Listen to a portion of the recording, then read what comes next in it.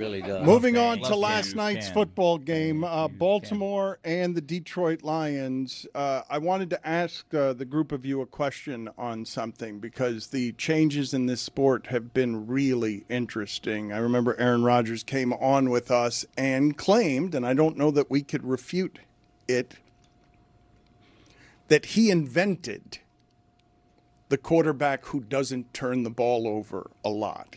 That he invented, once upon a time, Greg, you can speak to this, Dan Fouts was considered a great quarterback who would often throw 5 interceptions in a game. And the way the sport has changed has put such a premium on don't turn the ball over that you've got a lot of quarterbacks all over the league, whether it's Jalen Hurts or Kyler Murray, who are throwing for 150 yards because it's just like nothing is more important in that league than don't turn the ball over.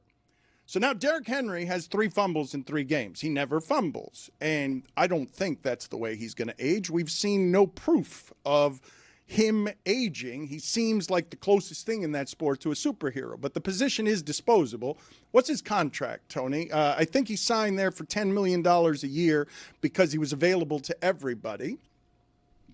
And what I wanted to ask you, because the sport has gotten so good at individual metrics and measurements, and the turnovers are at such a premium, how many turnovers does a Derrick Henry have to have that it dilutes his excellence? Because the way that we're measuring these guys, if you turn the ball over, it's such a catastrophe that you end up undoing some of the good work you do, where we can claim that Derrick Henry's turnovers are now responsible for the Ravens. We believe they're a good team, even though their defense has given up as many points as the Dolphins. Like, their defense gives up way too many points. But we can make the claim that Derrick Henry is responsible for losing a couple of games because you cannot turn the ball over in that sport. So how many do I have to give you before you say, that's undoing the good work? That's a net negative at a position that's disposable in the entire league, even though on that team it's pretty important because their running game makes everything happen. Yeah, and Derrick Henry, the timing of his fumble loss last night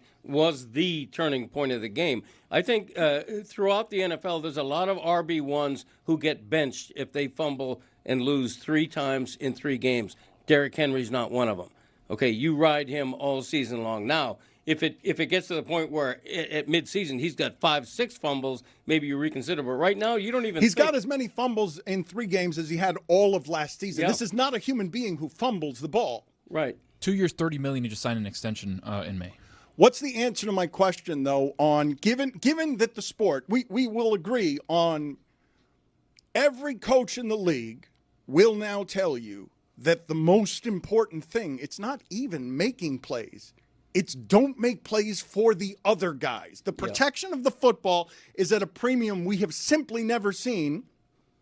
And it's part of the reason nobody throws the ball downfield anymore. It's all these 5 and 10-yard button hooks all over the field because they want to be super cautious. What's the answer to my question on how many turnovers does it have to be that you're diluting Derrick Henry as value? I think if he continues to have the performance that he had the last couple of weeks, where last week he ran for like 20 yards total, and this week he only ran for 50 yards total. You know, at least in the first game of the season, right? Where 10 yards a carry. Yeah, like he had 100-some-odd yards, and it was a fluke play. You'll live with it. But last night, he only had 50 yards a carry and 50 yards to the game, and he scored a touchdown on like a 30-yard run. He really didn't do very much yesterday. But Baltimore has much bigger problems than Derrick Henry. Their defense has been one of the disappointments in the league. Yeah. Their offensive line last night was awful. They gave up like 7 sacks. The Detroit manhandled them. They really did. Detroit's offensive line was fantastic. Which is annoying because they've just replaced these 2 guards. We've been trying to get a guard for 15 years down here in Miami. And they're like, we had some people leave our offensive line. They replaced those guards, and it looks like a well-oiled machine. So annoying. That was the difference in that game last night for me, is that one offensive line was great and the other was terrible. And that's one of the reasons why I think the University of Miami is not a good team but a great one, because they're great on the offensive line and the defensive line. The big dog was saying that the UM offensive line could be better than the Dolphins right now. Billy, why are you laughing at what just Just the happened big there? dog was saying. Yeah.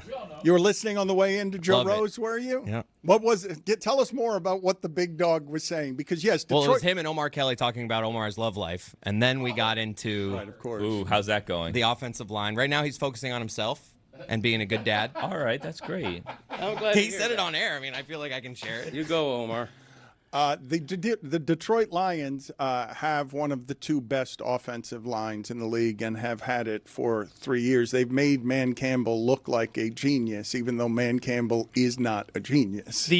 My thought the entire game last night relative to Detroit was I just couldn't stop thinking, how the hell did they look the way they did week 1 against Green Bay? Well, Green Bay's defense is really good, and I do believe that if I put Detroit on the road outside of a dome, that they can look like that. What Green Bay's defense has shown us this year is that it is absolutely elite. I know that yesterday was Sunday was a surprise that they lost at Cleveland. But they weren't able to get after Jordan Love the way they got after Lamar. What, they have 8 sacks last night? Yeah, it was insane. And to the Packers' point, it's like, yeah, the defense was great, but then you let Joe Flacco, who had like 140 yards and a pick, score 13 points in 3 minutes and 38 seconds to end your game. It's like that they love losing in these weird spots. Yeah. Their defense has been bad this year. I'll say it again. They've given up as many points as the Dolphins, and I believe the Dolphins to have a historically bad defense. I believe that the Dolphins are going to look like that on defense most of the year against most teams that aren't the Jets. Next week, 1-2 Chiefs against 1-2 Ravens. What kind of game is this? Is this a... If we were doing big game or not a big game right now, I'm not going to give any spoilers, but if we were doing big game or not a big game right now, it'd be a big game.